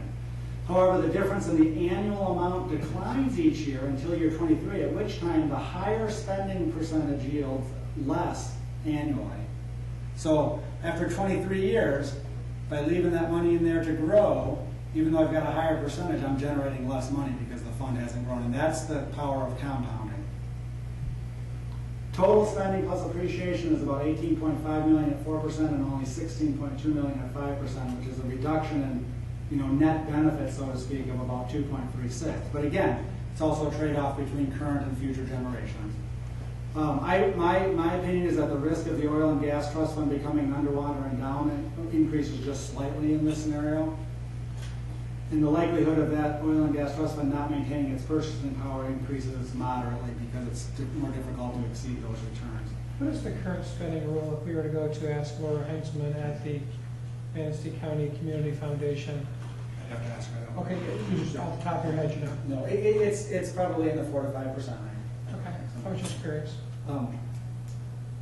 The point of the 3 memos is to do a couple of different things for the committee, because I know there's been a lot of questions about the oil and gas fund, tons of questions. So one is to establish what the history is based on actual documents. Go through council minutes, pick out the things that relate to the oil and gas fund. That's in the 1 memo. It shows what impacts are on the oil and gas fund under different scenarios, which I think it's important for the committee to understand. And I guess basically that was the purpose of these 2 memos, is to show what those impacts would be. I don't know if anybody has any questions. Well, the other thing for my purposes is that it's not an easy concept. If you haven't gone through the process or go to the oil and gas board meetings all the time, like several of us do, there's some question about what is the oil and gas, how is it funded, how is it growing, what is it being used for, and again, knowing that not only council but the citizens are being asked those questions. and are asking these questions internally among themselves about the oil and gas fund, it only felt right, intelligent to get you the information you needed to understand it. Now, would we love for you, when a citizen says, well, you can do this, you can do that, sure, now you have information to concur with them or to say, well, actually.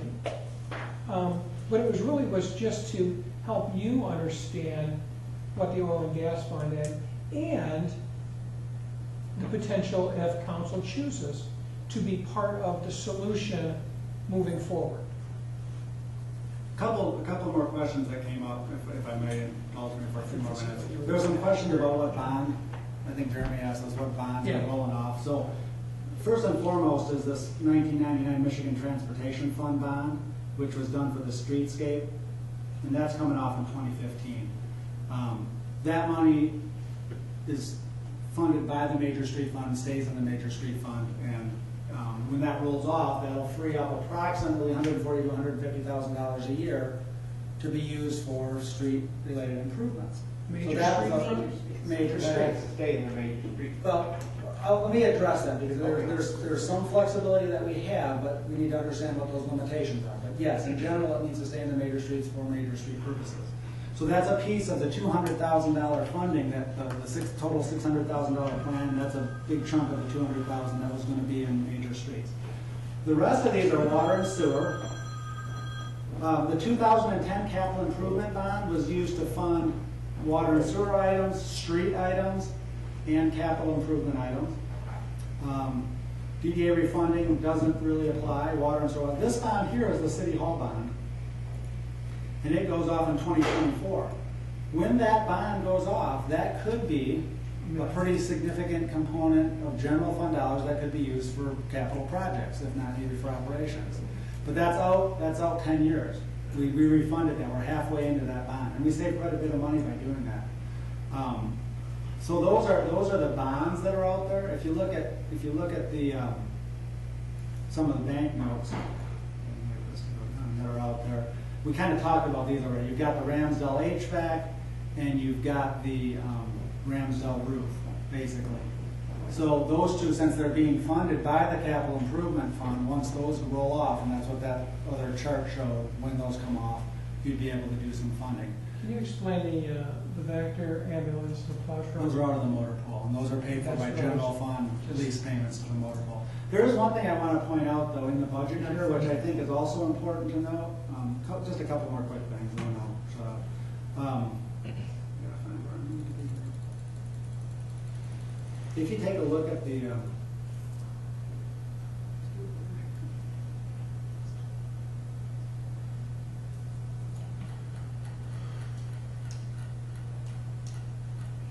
The way you're looking, I have a question about, we keep hearing discussion about using $3 million out of oil and gas.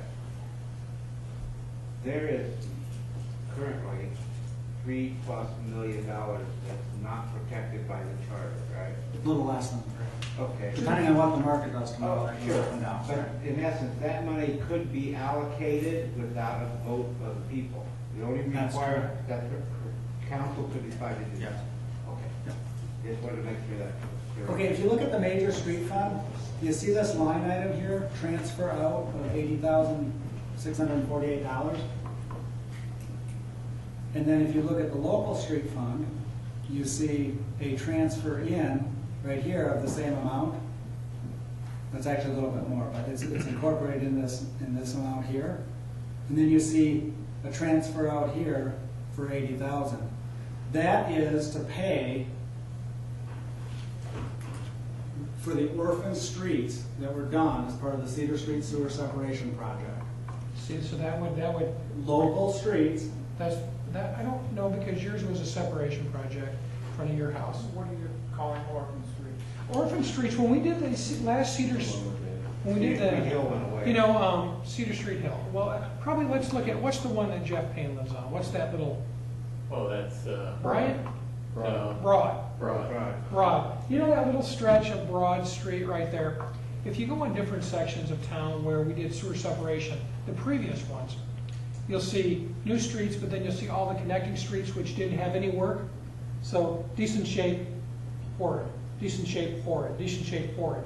Council made a decision when we did the last project up, obviously not where Linda lives, but definitely where you two gentlemen live, where Councilmember Honker lives, up in that area, that seeing how we were there were additional streets that we felt that we had the contractor there, we minimized the mobilization, it was the best time for us. If we're ever gonna fix those streets up there, this was the time to do it. So every one of those streets, those broad, and name a couple other ones. Oxford Court. Oxford Court. East-west street. Yeah, those east-west streets, council chose, staff made a recommendation, council chose to incur an additional, I think, $1 million, Roughly 1.1. $1.1 million to fix those streets, because we knew that was our best opportunity and the best price we were gonna get to fix those streets. And we had seen how the other projects didn't fix those streets and how difficult it was gonna be to get back there in the future to fix them. It was gonna be darn near impossible to fix them. Those were all local streets. also. Yeah, and the point being is, That's what I thought you meant by organized. Yeah. Sure. We are paying for those local streets from major street funds, which we're allowed to do under Act 51 by the state, within reason. So we're already funding local streets from the major street fund to the tune of about $80,000 a year. I just want that to be perfectly clear. We have the ability to transfer money between the major street fund and into the local street fund. Within reasonable. And we have more flexibility in doing that because we have a state-adopted, a state-approved asset management plan. But if we exceed certain guidelines, it has to be accompanied by a resolution from City Council that says we're adequately maintaining our major streets, et cetera, et cetera, et cetera. It's laid out in the law and the statute what the council has to certify. So absent an asset management plan, a state-approved asset management plan, You have less we would flexibility. we have less flexibility. We have less flexibility. So when the question is asked, does that $150,000 have to stay in the major street funds? We have some ability to move that into the local streets, but there's limitations on that. And the $200,000 that was built into the model for the major streets, really, the major streets are in pretty good shape, and it really just keeps them where they're at. Keeps them It where they're keeps them from deteriorating. And there's a reason that the state funds major streets at a much higher level than local streets. It's because they carry most of the traffic, and they impact everybody in the community, not just the street in front of my house. So I just wanted to be clear on that, and I wanted to demonstrate that there has been some money, both from the oil and gas fund via the capital improvement fund for First Street to the tune of about $70,000 a year, and this $80,000 for local streets up in Cedar Street. And that's all part of the work, and I'm going to show one more slide on that, that's been done in the recent past, which I don't think the community has an understanding of how much work has actually been done. Ed, when does that $80,000 a year stop coming out of the, is that paid off when the bond debt is satisfied then? It's part of this bond right here, Jeremy. Get to it.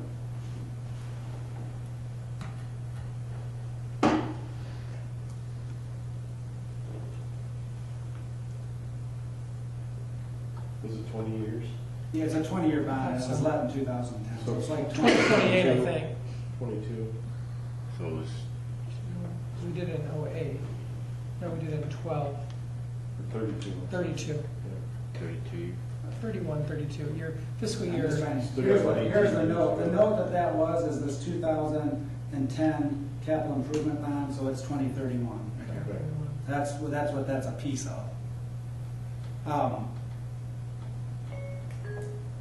So we've talked about where the oil and gas fund money, the annual allotment, how that's calculated, where it goes, and what it's been used for, what's obligated and what's available. And I think those are all questions that the committee wanted to answer. We've looked at what the impact of using some of that money in different ways are on the streets, and you can see what that looks like 10 years out. One of the things, and this is the last thing, is this, I heard Jeremy say, I'm not trying to pick any Jeremy, that it's terrible, that the streets are terrible. And I've heard Sean say, you know what, you're really not as bad as you think you are. And I just want to demonstrate that the streets, there's some bad streets and there's some bad local streets, no doubt about it. But I want to show this committee what work has actually been done on streets. Council has seen this before. but I think it's useful for the committee to see it. So since we adopted our street asset management plan in 2008, this is how much work has been done. And granted, part of this was because we did sewer separation projects, but we also put in additional funds for that. It's all money. The community is paying for this. They're either paying it through taxes or they're paying it through their water and sewer rates to pay off the bonds. So it's all being paid for. It's just being paid in different ways. But you can see we've touched almost 22%, 23% of the streets in the city in the last 5 years. That pace, without additional funding, is absolutely not sustainable because we can't keep borrowing to pay for that. And that's basically what we've done, and we've leveraged up pretty much as we can. And we've tapped into those sources, but a lot of that money has gone to streets. And you can see, these are the streets that have been touched in that time frame. Everything that's dark there, it's a fair amount of work. And then the last slide I want to go to is the total investment, and some of these are estimates, but estimated street-related costs over that time period is about $8.7 million. So it's not like the city hasn't been investing in its street network. It absolutely has. But we don't have more sewer separation projects coming up. So we're not going to have the benefit of tearing up the streets and redoing them to fix pipes underneath. All those major segments are done. And so Jeff said what we've been doing in the past was Plan A. This program and the sewer separation is maybe Plan B and C. Now we're turning a chapter, and that chapter is there's no more sewer separation projects. We have an asset management plan in place. We've identified a problem. How are we going to fix that problem? And that's what we're trying to get to is our Plan D, because we've been going on this road of fixing stuff, of doing stuff, trying different things. And now we're at this point where we know there's a problem if we don't find some additional sources to keep investing back in the streets. Well, quite frankly, the Maxwell town was separated in the early 80s. The north side was in the mid to late 80s. That's when the last road work was done there. And they haven't been reinvested in since. So all that work, if we don't keep investing and keeping those segments good and then start improving the bad segments from 30 years ago, we're going to end back up in the same situation.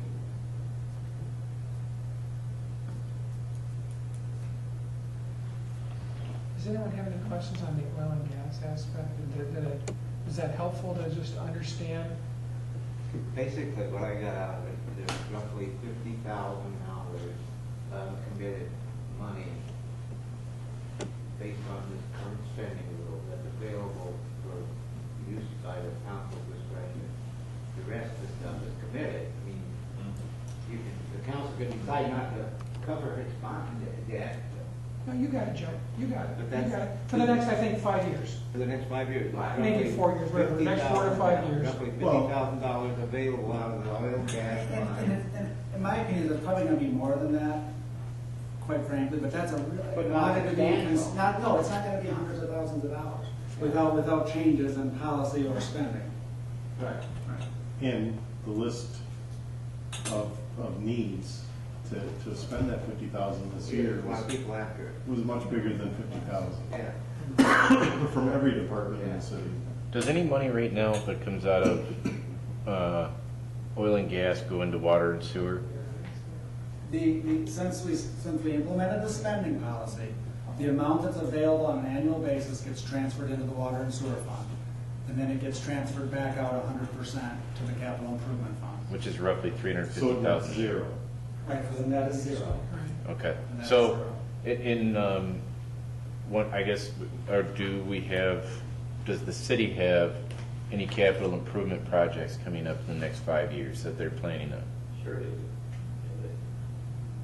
Probably The ones 5 from million. in this budget. Are you talking about utilities, Jeremy, or No. are you talking about non-utilities? Non-utility projects. Okay, so that, I just wanted to clarify that.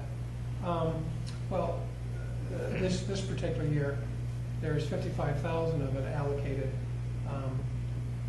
to finish the Rotary Park new playground, 7,500 for signs. I mean, there's 6 or 7, I mean, maybe not 6 or 7, 5 or 6 items, which total Skating rink, $55,000. half the skating And then rink. next year, yeah, I have it up there, Yeah. Yeah, 'cause that would be. But I mean, that's part of Yeah, excess 50,000. Absolutely, Joe, That's what that absolutely. is. Yep, you're right on cue. So there's 300,000 of that money going towards payments on existing projects that have been completed.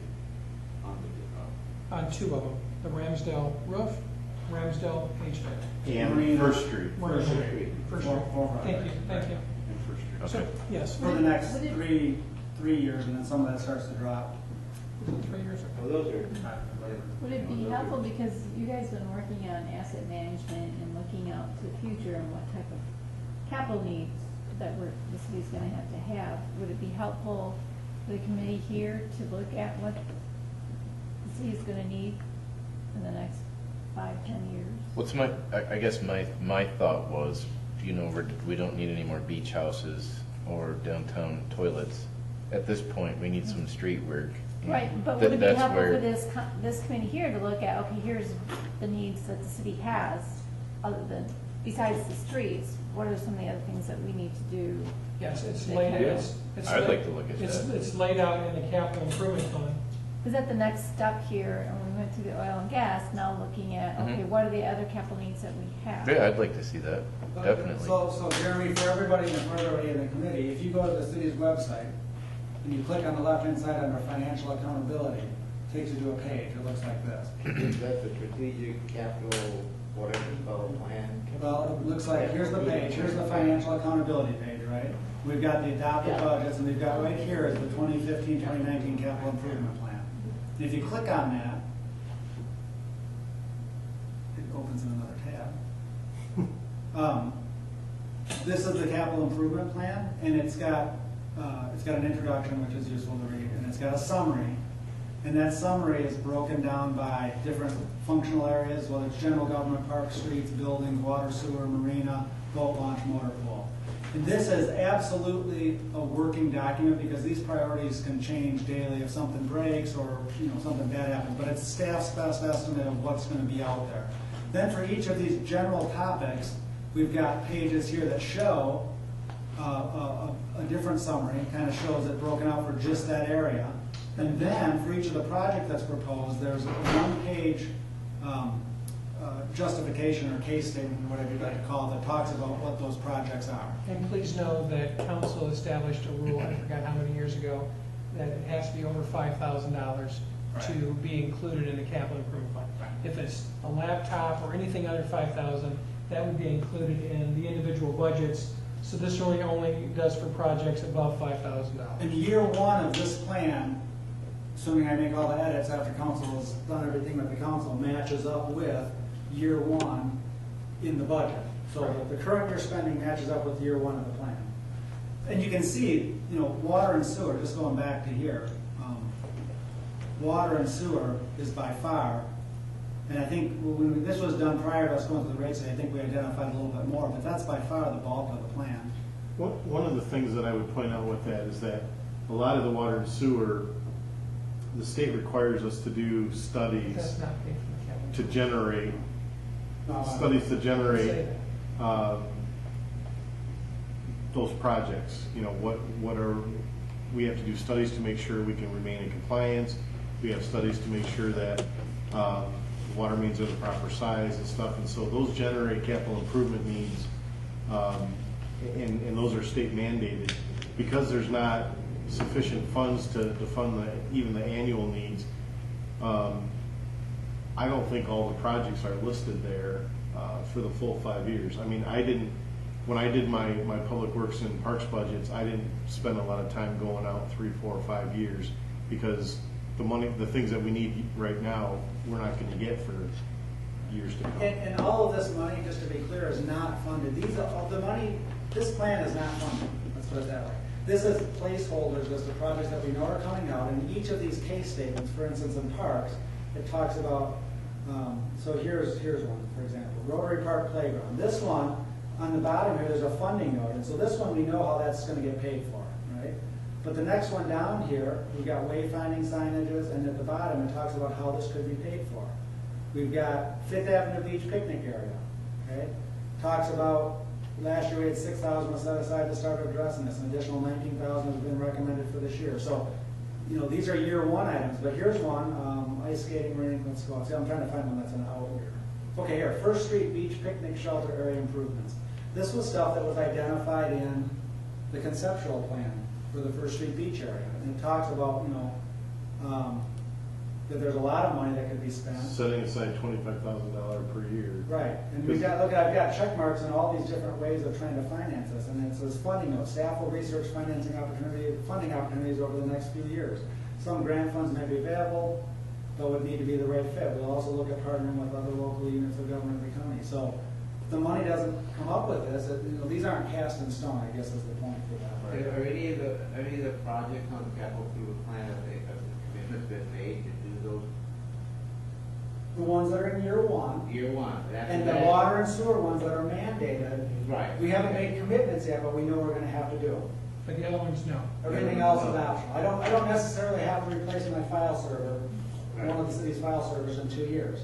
Could be 5 years old, probably should be replaced, but unless it fails, I don't have to replace it. So, then a lot of the The projects. year one projects have already Been adopted by the. been adopted, Just as a and budget. they're going to happen, the money's been funded for them. And I know some of us have to leave here at 6, so Okay. what's our next step as this committee sees it? Could you repeat the question? What's, okay, the next step? Okay, we've looked at the oil and gas, trying to answer the questions as far as how we got to where we got. Is there another area, I mean, we talked about looking at our capital going forward.